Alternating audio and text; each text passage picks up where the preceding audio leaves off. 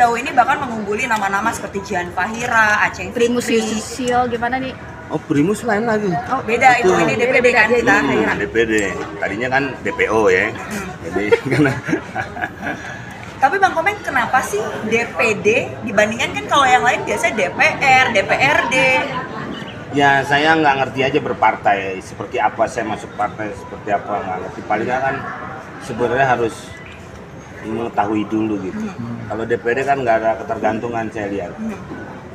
Saya lihat teman saya Oni yang pernah situ dia cerita, oh gini, oh ya udah.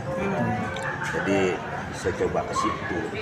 Tapi sebelumnya kita juga penasaran nih, apakah kemudian ada partai yang sempat merapat? Sebenarnya dari awal reformasi sudah ada, cuman kan ya partai-partai kan banyak tuh menawarkan kepada saya untuk menjadi anggota partainya. Tapi waktu itu belum tertarik dan ya sampai sekarang juga belum sih. Tapi nggak tahu untuk kesananya ya, untuk bergabung dengan partai. Makanya saya coba dulu ini tanpa dengan partai.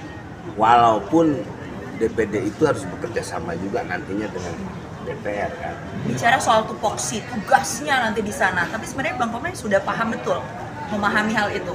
Untuk paham banget belum, karena DPD itu tidak punya partai, tidak ada pendidikan politik. Betul. Yang DPR tuh biasanya ada beberapa bulan dia masuk sekolah partai. Nah itulah. Jadi saya belum tahu, tapi saya banyak bertanya kepada para incumbent. Siapa aja Bang? Seperti yang menginspirasi. Saya ngobrol sama Oni, saya juga pernah ketemu dengan ketua DPD Pak Lanyala. Pak di sana ngapain aja sih? Terus gimana sih Pak? Saya punya program gini, bisa nggak sih Pak? Gitu. Oh bisa, nanti kita ngomongin rame. Katanya Pak DPD itu kewenangannya kecil. Iya kewenangan kecil, tapi tetap patut diperhitungkan. Oh berarti bisa gitu kan? Kalau saya punya konsep begini gitu, bisa ya udah. Terus belum ketemu lagi nih, saya cuma mau bertanya itu aja. Saya banyak bertanya bukannya nyasar karena saya belum tahu. Tapi kan kali ini bahwasannya foto Mas Komeng sedikit menyeneneh mungkin. Nah itu gimana tuh Mas Apa Komeng? hubungannya sama yang tadi itu? Karena kan sebenarnya kita tahu kalau foto itu kan harus yang merepresentasikan. Ya. Artinya itu yang menjadi alasan Bang Komeng memilih fotonya seperti itu. Enggak, sebenarnya sih saya cuma pengen beda aja. Nggak ada maksud strategi, nggak ada. Orang kan bilang wah strategi marketing lah apalah, saya nggak ngerti. Kayak gitu saya kampanye aja nggak ngerti, makanya saya nggak pernah kampanye.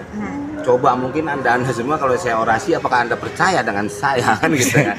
Ya mungkin saya akan tunjukkan dulu, makanya saya nggak punya apa-apa, saya nggak ngerti apa-apa, saya cuma bawa visi misi seperti ini, ingin meningkatkan yang ada hubungan dengan saya, seni dan budaya gitu. Makanya kalau foto itu waktu itu KPU bilang kalau bisa bikin yang pakai baju adat fotonya atau yang punya ciri gitu. Apa lah, saya mau pakai baju adat apa ya? Apa adat anak kecil yang nangis mulu gitu. Udahlah, saya punya foto ini, dan foto itu pun saya foto sendiri. Saya sebelum pergi saya selfie gitu kan, sambil manasin mobil. Terus saya suruh cetak asisten saya, terus saya ke Bandung saya kasih. Terus saya kasihin, orang KPU-nya ketawa. Terus boleh nggak? Ya boleh sih, nggak ada larangan. Ya udah kalau nggak ada larangan kan, berarti boleh. Terus saya mau pergi, ditanya lagi. Ini benar. Jadi itu masih anggapannya.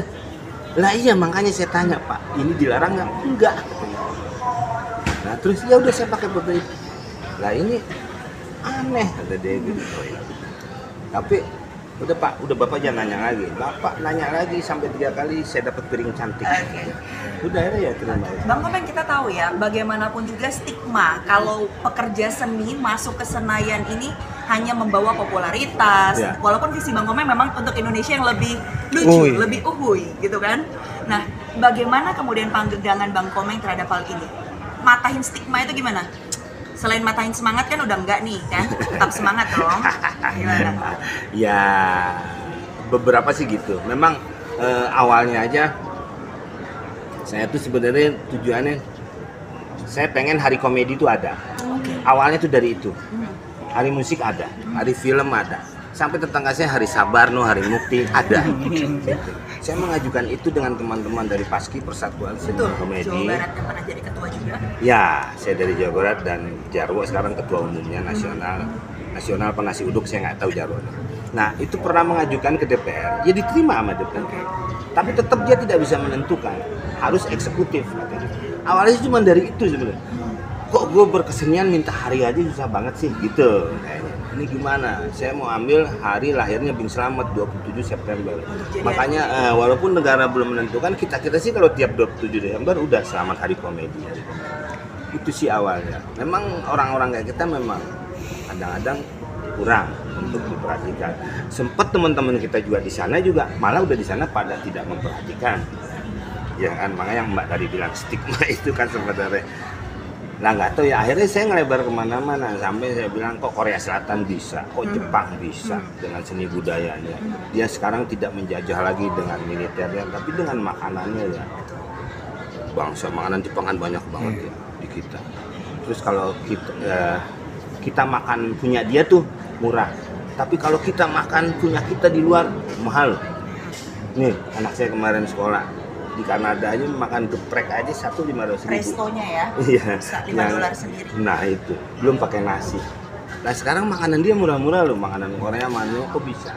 Saya pernah mempertanyakan itu kepada Pak Sandi. Sandiaga Uno, Iya, Menparekraf. Mas Menteri. Saya bilang kenapa nih? Karena dia antar kementeriannya udah ada kerjasama. Nah masa kita nggak bisa begitu? Kan gitu. Apakah memang waktu masuk bumbunya itu dimurahkan, tidak pajaknya tinggi katanya seperti itu. Ya mungkin dari situ kan bisa hal-hal yang seperti itu. Kalau negara lain itu seni dan budaya itu penghasilannya sampai double digit untuk APBN. Nah saya pengen ke situ, tapi saya nggak tahu apakah bisa lewat DPD. Saya nggak ngerti. Bang Komeng mungkin tadi kan nyebutnya selama ini juga nggak pernah kampanye orasi dan segala macam gitu. Ada sebelumnya udah punya bayangan atau ekspektasi gak sih? Karena kan suaranya unggul nih. Bahkan kalau lihat di sosial media banyak yang kaget juga. Abang ternyata mencalonkan. Sebelumnya udah punya bayangan akan unggul atau bakal banyak yang milih gitu? Enggak, saya memang tidak terlalu ambisi pada awal. Maksudnya biasa aja lah. Cuman saya tadi pengen itu aja dari awal saya ceritain tadi itu.